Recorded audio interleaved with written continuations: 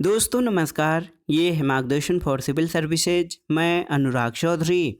दोस्तों लूसेंट जी के सामान्य ज्ञान श्रृंखला में इस वीडियो में प्रस्तुत है आधुनिक भारत के इतिहास के अंतर्गत भारत के स्वतंत्रता संघर्ष से संबंधित महत्वपूर्ण तथ्य जो आपके आगामी सभी परीक्षाओं के सामान्य ज्ञान और सामान्य अध्ययन खंड के लिए बहुत ही उपयोगी हैं। तो आइए शुरू करते हैं आज का वीडियो। लूसेंट जीके के अंतर्गत आधुनिक भारत के इतिहास से संबंधित महत्वपूर्ण तथ्य। इसमें हम भारत के स्वतंत्रता संघर्ष से संबंधित महत्वपूर्ण प्रश्नों को कवर करेंगे। दोस्तों पहला अंग्रेज विरोधी संघर्ष सन्यासियों के द्वारा शुरू किया गया था और आप जानते हैं कि इसे सन्यासी विद्रोह कहा गया है। 1887 में दादा भाई नौरोजी ने इंग्लैंड में भारतीय सुधार समिति की स्थापना की थी और 1887 के बाद ब्रिटिश सरकार का रुख कांग्रेस के प्रति कठोर होता गया। नौरोजी, दत्त और वाचा ने धन निकास के सिद्धांत का प्रतिपादन किया। दादा भाई नौरोजी ने धन का पलायन सिद्धांत का वर्णन अपनी पुस्तक poverty and un British rule in India में किया। तो दोस्तों भारत के कई जो नेता और विचारक थे जिसमें दादा भाई नौरोजी, रोमेश चंद दत्त और दिनसा वाचा ने धन निकास सिद्धांत का प्रतिपादन किया। दादा भाई नौरोजी ने ड्रेन थियरी ऑफ वेल्थ इस सिद्धांत का वर्णन अपनी पुस्तक poverty and un British rule in India में किया है। ब्रिटिश हाउस ऑफ कॉमन्स का चुनाव लड़ने वाले प्रथम भारतीय WC बनर्जी थे जो चुनाव हार गए थे। ब्रिटिश हाउस ऑफ कॉमन्स के सदस्य चुने जाने वाले प्रथम भारतीय दादा भाई नौरोजी थे। इन्होंने लिबरल पार्टी के उम्मीदवार के रूप में फिन्सबरी से 1892 में चुनाव जीता था। यहाँ पर आइए देख लेते हैं दोस्तों कांग्रेस पर कुछ विशेष टिप्पणियाँ। तो डफरिन ने कांग्रेस के बारे में टिप्पणी की कि कांग्रेस केवल सूक्ष्मदर्शी अल्पसंख्यकों का प्रतिनिधित्व करती है। कर्जन ने कहा कि कांग्रेस लड़खड़ा कर गिर रही है। भारत में रहते हुए मेरी इच्छा है कि उसे शांतिपूर्वक मरने में मदद कर सकूं। अरविंद घोष ने कहा कि कांग्रेस क्षय रोग से मरने ही वाली है। बंकिम चंद्र चटर्जी का कहना था कि कांग्रेस के लोग पदों के भूखे राजनीतिज्ञ हैं। अश्वनी कुमार दत्त ने कांग्रेस के बारे में टिप्पणी किया कि कांग्रेस का सम्मेलन 3 दिन का तमाशा है। लाला लाजपत राय ने कहा कांग्रेस लॉर्ड डफरिन के दिमाग की उपज है और बिपिन चंद्र पाल ने कहा कि कांग्रेस याचना करने वाली संस्था है। दोस्तों देखिए लॉर्ड कर्जन ने 20 जुलाई 1905 को बंगाल विभाजन के निर्णय की घोषणा की थी और बंगाल विभाजन के विरोध में 7 अगस्त 1905 को कलकत्ता के टाउन हॉल में स्वदेशी आंदोलन की घोषणा की गई। बंगाल विभाजन 16 अक्टूबर 1905 को प्रभावी हुआ। इस दिन पूरे बंगाल में शोक दिवस मनाया गया। रविन्द्रनाथ टैगोर के आह्वान पर इस दिन को राखी दिवस के रूप में मनाया गया और स्वदेशी आंदोलन में वंदे मातरम, विभाजन नहीं चाहिए और बंगाल एक है आदि नारे लगाए गए। स्वदेशी आंदोलन का विचार सबसे पहले कृष्ण कुमार मित्र के पत्र संजीवनी में 1905 में प्रस्तुत किया गया था। तो याद रखिएगा बंगाल विभाजन के साथ ही स्वदेशी आंदोलन शुरू किया गया और इस विचार का सबसे पहले प्रतिपादन कृष्ण कुमार मित्र के पत्र संजीवनी में 1905 में प्रस्तुत किया गया था। दोस्तों आंध्र के डेल्टा इलाकों में स्वदेशी आंदोलन को वंदे मातरम आंदोलन के रूप में जाना जाता था। स्वदेशी आंदोलन का दिल्ली में नेतृत्व किसने किया था? तो याद रखिए स्वदेशी आंदोलन का दिल्ली में नेतृत्व सैयद हैदर राजा, मद्रास में चिदम्बरम पिल्लई, पूना और मुंबई में तिलक और पंजाब में लाला लाजपत राय ने किया था। 1906 में कलकत्ता में हुए कांग्रेस के अधिवेशन की अध्यक्षता करते हुए दादा भाई नौरोजी ने पहली बार स्वराज की मांग प्रस्तुत की थी और आप जान लीजिए स्वराज शब्द का प्रयोग पहली बार स्वामी दयानंद सरस्वती ने किया था। दोस्तों स्वदेशी आंदोलन चलाने के तरीकों को लेकर ही कांग्रेस 1907 के सूरत अधिवेशन में उग्रवादी यानी गरम दल और उदारवादी यानी नरम दल नामक 2 दलों में विभाजित हो गई। इस सम्मेलन की अध्यक्षता रास बिहारी बोस ने की थी। स्वदेशी आंदोलन के अवसर पर रविन्द्रनाथ ठाकुर ने अपना प्रसिद्ध गीत आमार सोनार बांग्ला लिखा। बाद में यही गीत बांग्लादेश का राष्ट्रीय गीत बना। स्वदेशी आंदोलन के प्रचार प्रसार के लिए अश्वनी कुमार दत्त ने बारिसाल में स्वदेश बांधव समिति की स्थापना की थी। 1893 का वर्ष एक परिवर्तन बिंदु, इसको जान लेते हैं। दोस्तों 1893 में स्वामी विवेकानंद, जिनका जन्म 1863 और मृत्यु 1902 में हुई थी, अमेरिका के शिकागो नगर पहुंचे। सितंबर 1893 में वहां पर हो रहे सर्वधर्म सम्मेलन में पहले ही दिन उन्हें 2 मिनट बोलने का समय दिया गया था। जैसे ही उन्होंने अपने वक्तव्य का संबोधन अमेरिका के भाइयों और बहनों के साथ शुरू किया, तालियों की गड़गड़ाहट ने न केवल उन्हें बल्कि भारत को विश्व के सर्वोच्च देशों में लाकर खड़ा कर दिया और उन्हें तूफानी हिंदू कहा जाने लगा। 1893 में 14 वर्ष के बाद योगीराज अरविंद घोष की भारत भूमि पर वापसी हुई और 1893 में उन्होंने एक लेखमाला न्यू लैंप फॉर ओल्ड प्रकाशित किया।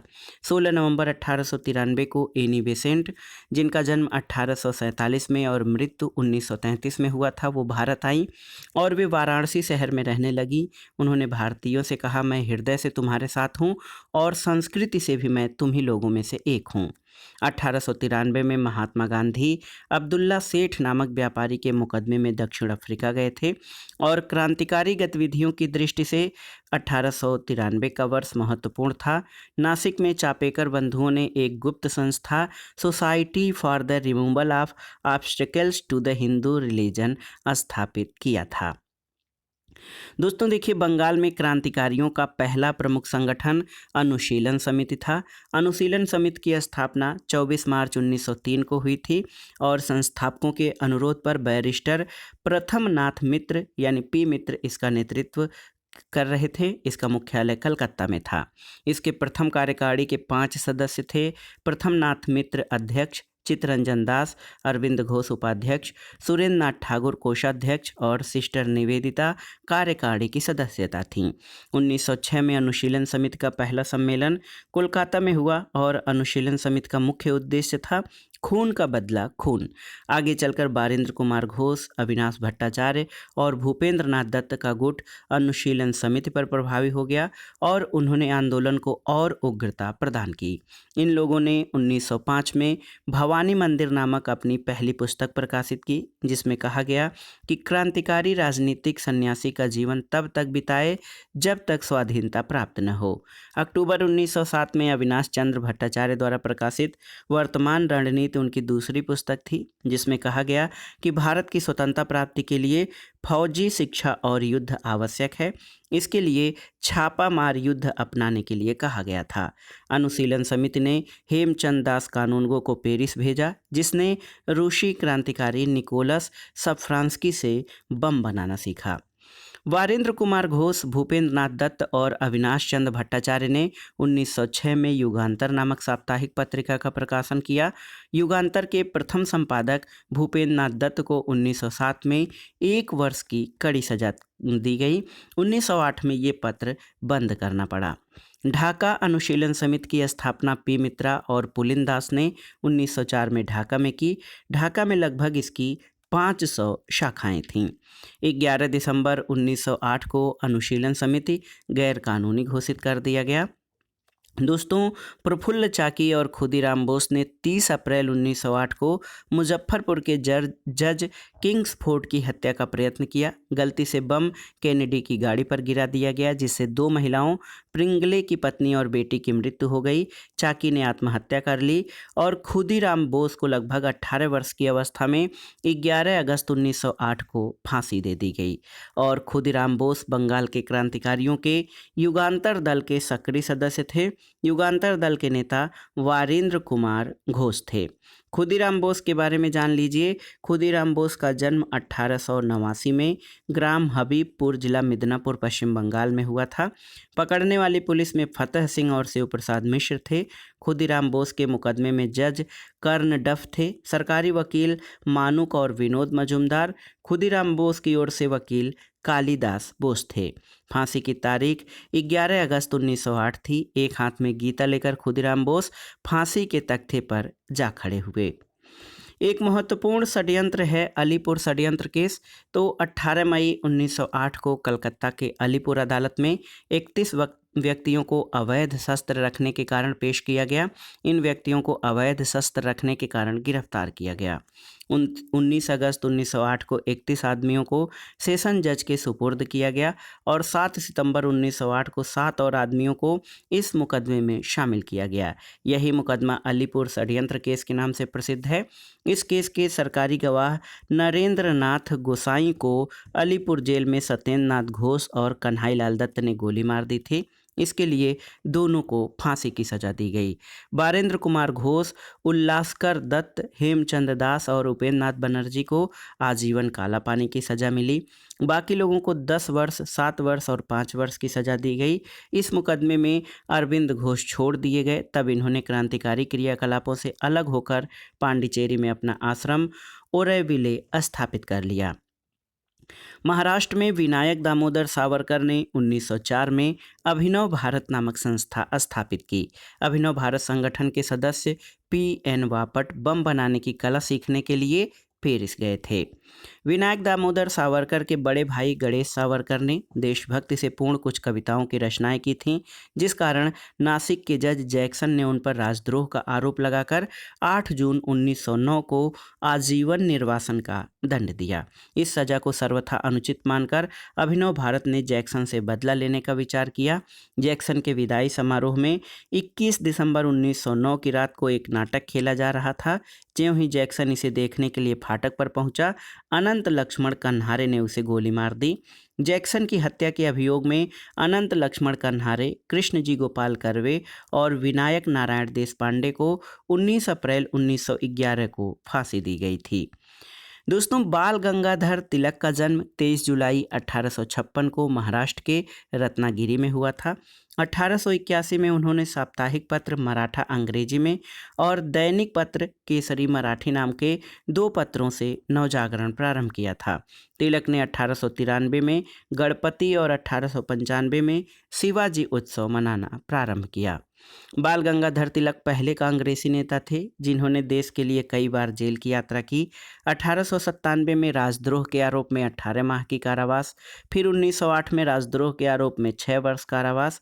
1908 से 1914 तक बर्मा के मांडले जेल में 6 वर्ष काटने पड़े और तिलक को सजा सुनाने वाले जज का नाम दावर था। दोस्तों, वेलेंटाइन सिरोल ने अपनी पुस्तक इंडियन अनरेस्ट में तिलक को भारतीय अशांति का जनक कहा था, जिसके लिए तिलक ने उन पर मानहानि का मुकदमा किया था। प्लेग के समय की ज्यादतियों से प्रभावित होकर पूना के चापेकर बंधुओं दामोदर और बालकृष्ण चापेकर ने 22 जून 1897 को प्लेग अधिकारी रैंड और एयर्स्ट की हत्या कर दी थी। महाराष्ट्र से क्रांतिकारी पत्र काल का संपादन परांजपे ने किया। 1905 में लंदन में श्यामजी कृष्ण वर्मा ने इंडियन होम रूल सोसाइटी की स्थापना की। श्यामजी कृष्ण वर्मा को क्रांतिकारियों का पिता भी कहा जाता है। दोस्तों, अवींद्रनाथ टैगोर 1906 में Indian society of oriental arts की स्थापना किए, जिसे प्राचीन भारतीय कला और संस्कृति का संरक्षण और विकास हुआ था। न्यू इंडिया नामक एक अंग्रेजी साप्ताहिक समाचार पत्र, 1906 में वंदे मातरम नामक समाचार पत्र विपिन चंद्र पाल ने शुरू किया। विपिन चंद्र पाल क्रांतिकारी नेता थे। इन्होंने 1906 में जो है वंदे मातरम नामक समाचार पत्र निकाला था। 30 दिसंबर 1906 को ढाका के नवाब सलीमुल्लाह खां के निमंत्रण पर सम्मेलन हुआ। नवाब वकारुल मुल्क इसके अध्यक्ष थे। इस सम्मेलन में अखिल भारतीय मुस्लिम लीग का उदय हुआ, जिसका मुख्यालय लखनऊ में था। लीग का संविधान 1907 में कराची में बना और इस संविधान के अनुसार प्रथम अधिवेशन 1908 में अमृतसर में हुआ था, जिसकी अध्यक्षता सैयद इमाम ने की थी। इस अधिवेशन में आगा खां को मुस्लिम लीग का अध्यक्ष बनाया गया और इस अधिवेशन में मुसलमानों के लिए अलग से निर्वाचक मंडल की मांग की गई, जिसको 1909 के मार्ले मिंटो सुधार में मान लिया गया। मुस्लिम लीग ने बंगाल विभाजन का समर्थन किया। 1908 में मुस्लिम लीग की एक शाखा लंदन में खोली गई, जिसे सैयद अमीर अली ने स्थापित किया था। भीकाजी रुस्तम कामा भारतीय मूल की फ्रांसीसी नागरिक थीं, जो जर्मनी के स्टुटगार्ट शहर में 22 अगस्त 1907 को आयोजित 7वीं अंतर्राष्ट्रीय कांग्रेस में तिरंगा फहराने के लिए जानी जाती हैं। इनके माता पिता पारसी थे। इन्होंने दादा भाई नौरोजी के निजी सचिव के रूप में भी काम किया था। 1 जुलाई 1909 को मदन लाल ढींगरा ने विलियम कर्जन वाइली की गोली मारकर हत्या कर दी। 16 अगस्त 1909 को मदन लाल ढींगरा को मृत्युदंड दिया गया।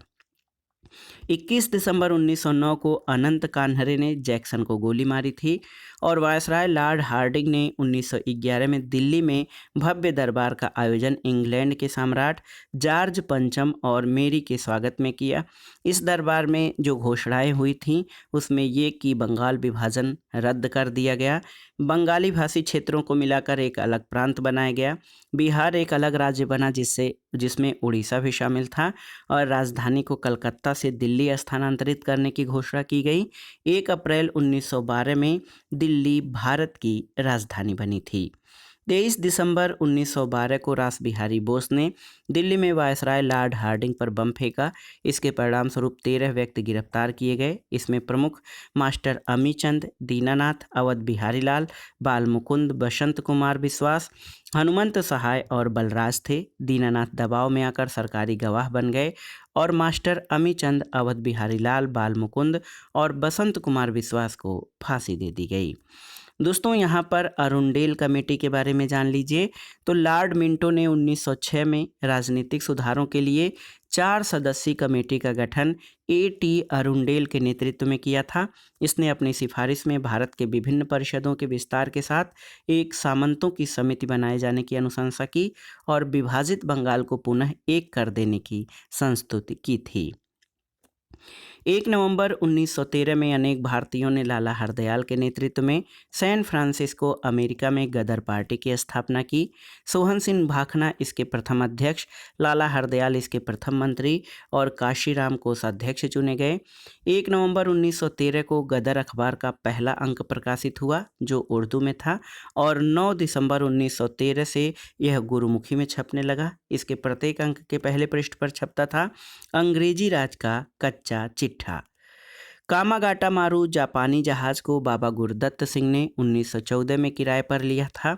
ये जलयान 351 यात्रियों के साथ 26 सितंबर 1914 को हुगली पहुंचा। बजबज नामक बंदरगाह पर जहाज पहुंचने पर तलाशी हुई और संघर्ष हुआ। 18 यात्री मार दिए गए और लगभग 25 यात्री घायल हुए। 1915 में अंग्रेज सरकार ने कैसर हिंद की उपाधि से महात्मा गांधी को सम्मानित किया था और कांग्रेस के लखनऊ अधिवेशन 1916 में कांग्रेस के दोनों दलों में एकता हो गई। इस अधिवेशन में मुस्लिम लीग ने भी कांग्रेस से मिलकर एक संयुक्त समिति की स्थापना की। मुस्लिम लीग के 1916 के लखनऊ सम्मेलन की अध्यक्षता मोहम्मद अली जिन्ना ने की थी। जिन्ना और तिलक के विशेष प्रयास से 1916 में लीग और कांग्रेस के बीच समझौता हुआ था। दोस्तों बाल गंगाधर तिलक ने स्वशासन प्राप्ति के लिए 28 अप्रैल 1916 को पूना में होम रूल लीग की स्थापना की। इसके अध्यक्ष जोसेफ बैप्टिस्टा और सचिव N.C. केलकर थे। तिलक ने अपने अखबार मराठा जो कि अंग्रेजी भाषा में था और केसरी मराठा भाषा में इसके माध्यम से होम रूल का प्रचार प्रसार किया। इसके अलावा एनी बेसेंट ने सितंबर 1916 में अड्यार यानी मद्रास में होम रूल लीग की स्थापना की। जॉर्ज अरुंडेल को लीग का सचिव बनाया गया था। मोतीलाल नेहरू, जवाहरलाल नेहरू, सुब्रमण्यम अय्यर, जिन्ना तथा तेज बहादुर सप्रू इस लीग से जुड़े हुए थे। इस होम रूल लीग का प्रचार प्रसार एनी बेसेंट ने अपने दैनिक पत्र न्यू इंडिया तथा साप्ताहिक पत्र कॉमनवेल्थ के द्वारा किया था। और आप जान लीजिए दोस्तों, गोपाल कृष्ण गोखले ने अपने संगठन सर्वेंट ऑफ इंडिया सोसाइटी यानी भारत सेवक समाज के सदस्यों को होम रूल लीग आंदोलन में भाग लेने की अनुमति नहीं दी थी। तो दोस्तों ये था आज का वीडियो लुसेंट जी के सामान्य ज्ञान श्रृंखला के अंतर्गत भारत के स्वतंत्रता संघर्ष से संबंधित महत्वपूर्ण तथ्यों का भाग 1। इसमें भारत के स्वतंत्रता संघर्ष में अभी 3 पार्ट और हैं, हम उसको आगे के वीडियो में कवर करेंगे। वीडियो को लाइक करें, शेयर करें और इस चैनल मार्गदर्शन फॉर सिविल सर्विसेज से जुड़े रहें। लाइक करें, शेयर करें और सब्सक्राइब करें। वीडियो देखने के लिए धन्यवाद दोस्तों। नमस्कार।